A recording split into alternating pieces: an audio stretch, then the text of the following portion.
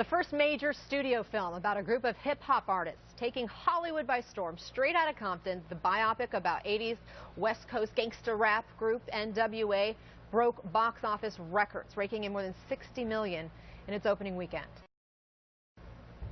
Just hit that first beat hard. All right, you cruising down the street. All right.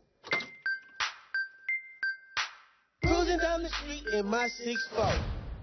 Hey, that was dope, eh? Compton's very own Ice Cube, Eazy-E, and Dr. Dre. I gotta tell you, you are witnessing history. People are scared of you guys.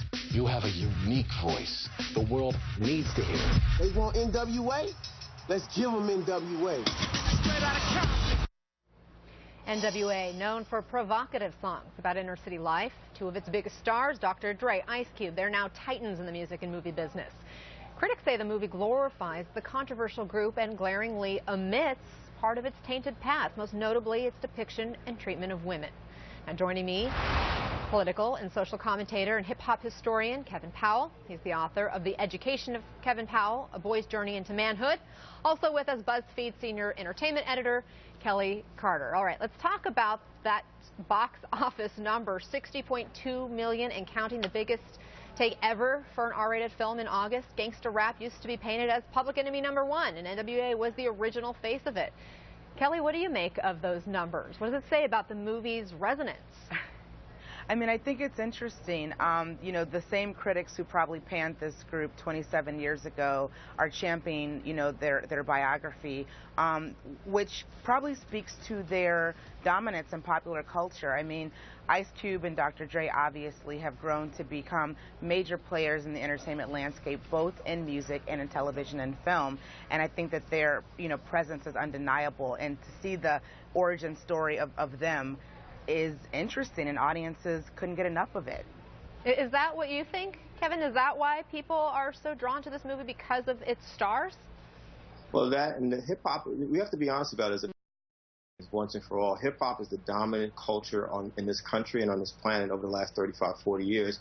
Not just this being the #1 film in the country this weekend, the #1 album, Compton, the soundtrack that Dr. Dre created, the #1 show on Broadway about Alexander Hamilton, which was created by a writer who's very deeply immersed in hip-hop culture. So you're talking about something that appeals to people of all different backgrounds. When I saw Straight Outta Compton on Friday night, white, black, Latino, Asian, every generation was there. That's very different than 1988 when this film came out. So we have to understand that this culture belongs to everyone. That's why the film is so popular. Interesting. I know critics, including you, Kevin, have criticized the fact the movie doesn't really get into some of the more, I guess, dark history of these groups and these people, the misogynistic lyrics, their treatment of women, and instead Straight Outta Compton sort of glorifies the group and its biggest stars. Why do you think that was left out? Well, you know, I say it on my blog, on my Facebook page, you know, the film deals very eloquently and powerfully with the issue of race and racial profiling. There's a direct correlation between the things they were talking about in the late 80s and today, obviously. But, you know, it's a film by men. You know, Dr. Dre, Ice Cube are executive producers, F. Gary Gray, who's a great director, is the director. But they did not see it fit to talk about, you know, the savage beating of Dee Barnes by Dr. Dre in the early 1990s and some other incidents. And they don't really touch on the lyrics that they were criticized for that depicted women in very disrespectful ways. And so we have to be clear that just like racism is alive and well in this country, so is sexism. And that's my big criticism of the film. It could have been a great film. It would have had the courage to deal with that, but it did not. I see you shaking your head, Kelley.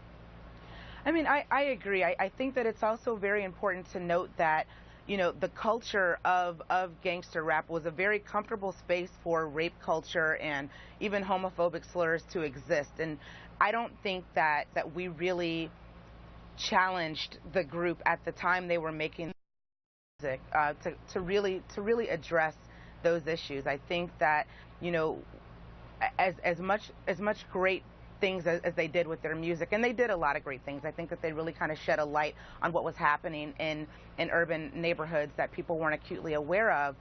We didn't really take them to task, I think, in a national conversation the way we probably should have. And Kevin, Straight Outta Compton comes amid this Black Lives Matter movement. It bolsters the fact that policing tactics and the relationships that ignited NWA's rise, they remain emblematic today.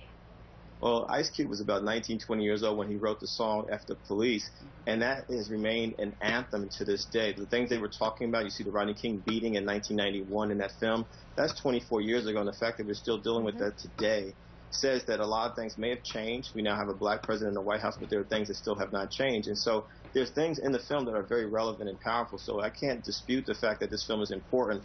I just hope that people will see it as a place that is a starting point for conversations about race and gender issues and gender violence, and that it's not just a film that we all get caught up in the trend of and we're hyping it and then the conversations disappear. Well, maybe that's why it is resonating so much, because of its underlying tone on those key issues we're still talking about today in the news cycle and on the street. Kelley Carter, Kevin Powell, thank you so much. Thank you.